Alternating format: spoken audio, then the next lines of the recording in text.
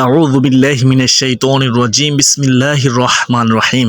সুপ্রদিনী ভাই বোন, পবিত্র জুমার দিনে নফল নামাজের সেজদায় একটি দোয়া মনে মনে পড়ুন। তিনজনে ফলাফল পেয়েছে, আপনিও ফলাফল পাবেন ইনশাআল্লাহ আল্লাহ। পরীক্ষিত দোয়া।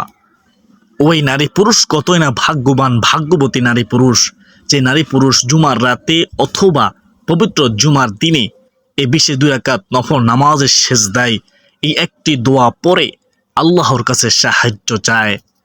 বেহেশতের আমল ইউটিউব চ্যানেল সুপ্রদর্শক, পবিত্র জুমার রাত অথবা জুমার দিন অত্যন্ত গুরুত্বপূর্ণ দিন, মর্যাদাপূর্ণ দিন, সম্মানিত দিন।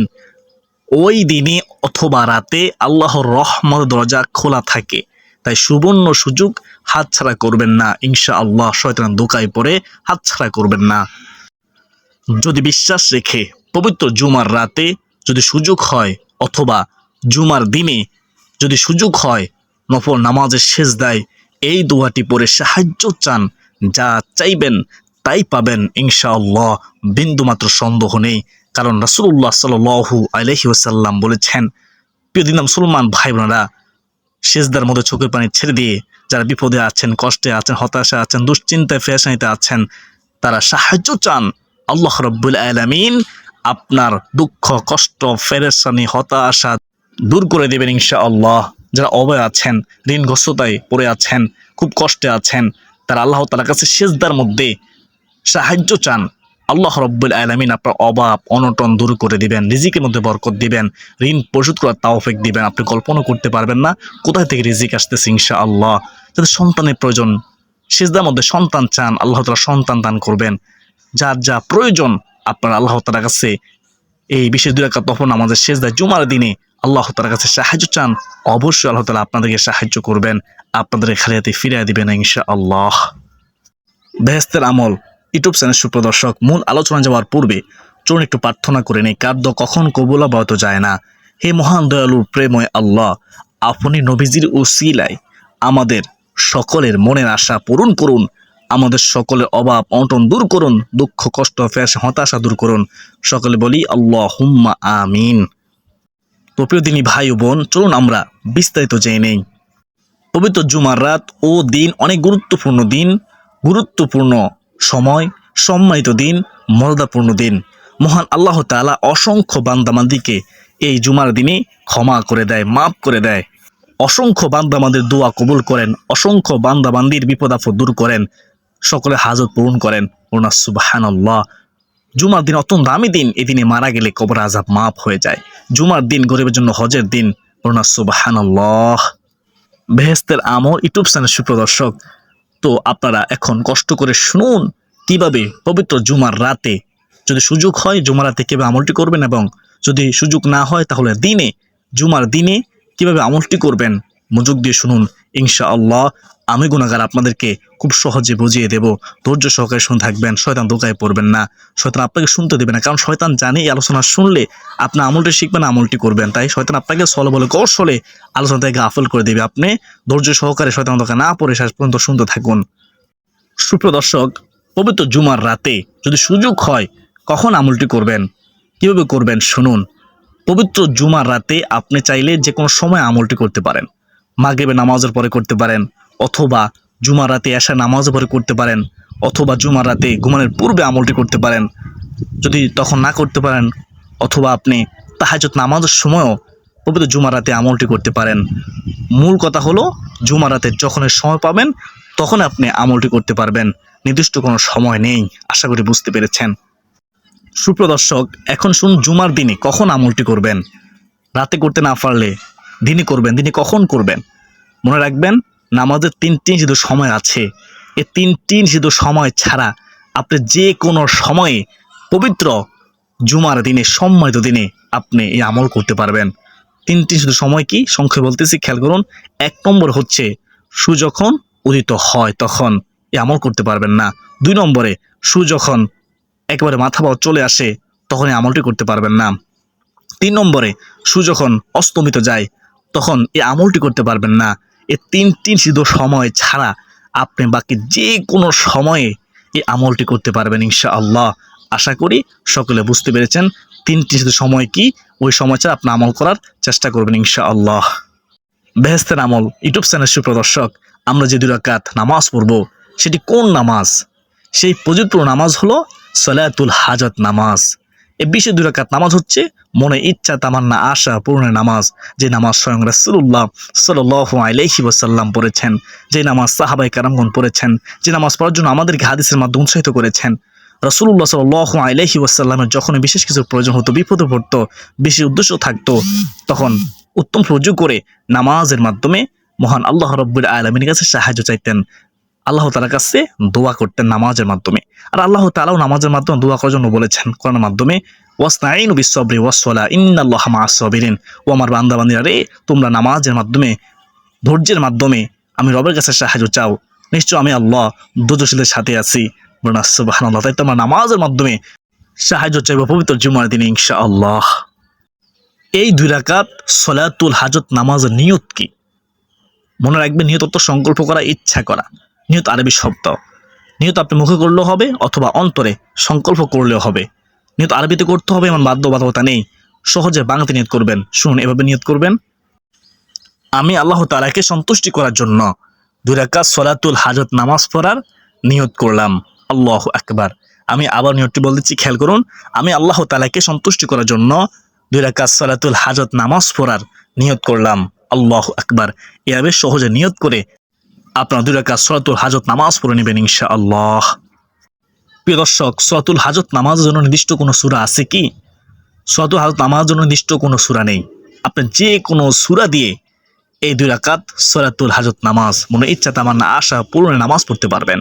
তবে নামাজ পড়তে হবে খুশু খুদুর সাথে, নামাজ পড়তে হবে মনোযোগ সহকারে, নামাজ পড়তে হবে ধীরস্থির সাথে। তাড়াহুড়ো করা যাবে না, কখনো তাড়াহুড়ো করবে না নামাজ পড়ার সময়। তাড়াহুড়ো করে নামাজ কবুল হয় না, আল্লাহ তাআলাও সন্তুষ্ট হয় না। তো নামাজ পড়বেন খুব ধীরস্থির সাথে। তো নামাজের নির্দিষ্ট কোনো সূরা নেই, নির্দিষ্ট কোনো নিয়ম নেই, আশা করি সকলে বুঝতে পেরেছেন। তো আপনি চাইলে সূরা ইখলাস প্রতি রাকাতে 3 বার করে পড়তে পারেন, যদি সম্ভব পড়বেন, আর না হলে আপনি যে কোনো সুদে পড়তে পারবেন ইনশাআল্লাহ। বেহেশতের আমল ইউটিউব চ্যানেল সুপ্রদর্শক, এই বিশেষ 2 রাকাত সলাতুল হাজত নামাজের সেজদায় কিভাবে দোয়াটি পড়বেন, কতবার পড়বেন, শুনুন, মনোযোগ দিয়ে শুনবেন। এই 2 রাকাত সলাতুল হাজত নামাজের সেজদায় যখন সেজদায় যাবেন, প্রথমত সেজদার তাসবিহ পড়বেন, সুবহানা রাব্বিয়াল আলা, সুবহানা রাব্বিয়াল আলা, সুবহানা রাব্বিয়াল আলা। কমপক্ষে 3 বার পড়তে হয়, আপনি 5 বার অথবা 7 বার পড়বেন।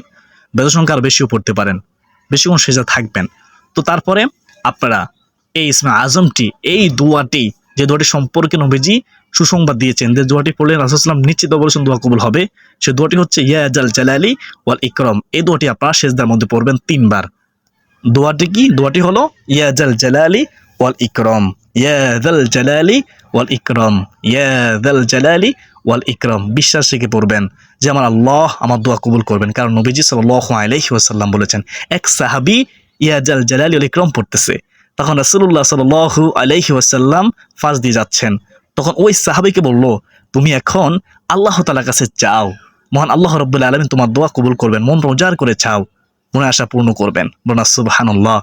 ইয়া জাল জালালি ওয়াল ইকরাম, এই আল্লাহ তাআলা গুণবাচক নামটি আমাদেরকে পড়ার জন্য রাসূল সাল্লাল্লাহু আলাইহি ওয়াসাল্লাম হাদিসের মাধ্যমে উৎসাহিত করেছেন। ও আমরা তোমরা বেশি বেশি করে ইয়া জাল জালালি ওয়াল ইকরাম পাঠ করো। অত্যন্ত দামি একটি বাক্য, ইসমে আজম যাকে বলা হয়, আল্লাহ তাআলা গুণবাচক নাম ইয়া জাল জালালি ওয়াল ইকরাম। কতবার পড়বেন সেজদায়? সেজদা তাসবিহ পড়ার পরে 3 বার পড়বেন, চাইলে বেশিও পড়তে পারেন, তো ওজিফা করে আপনি 3 বার পড়বেন। এইভাবে সেজদায় দোয়াটি পড়ে তারপর আল্লাহর কাছে সাহায্য চাইবেন ইনশাআল্লাহ। আপনি বিপদে আছেন, কষ্টে আছেন, হতাশা আছেন, দুশ্চিন্তায় আছেন, সেজদার মধ্যে সেজদা পড়ার পরে ইসমে আজম 3 বার পড়ার পরে সাহায্য চান। আল্লাহ রাব্বুল আলামিন আপনার বিপদ আপদ বালা মুসিবত দুঃখ কষ্ট পেরেশানি হতাশা দূর করে দেবে। অভাবে আছেন, অভাবে কারণে খুব কষ্ট পাচ্ছেন, সাহায্য চান সেজদার মধ্যে, সেজদা দোয়া করে দোয়া কবুল হয়, তো আপনার অভাব অনটন দূর করে দিবে, রিজিকের পথ প্রশস্ত করবে, ঋণ পরিশোধ হবে ইনশাআল্লাহ।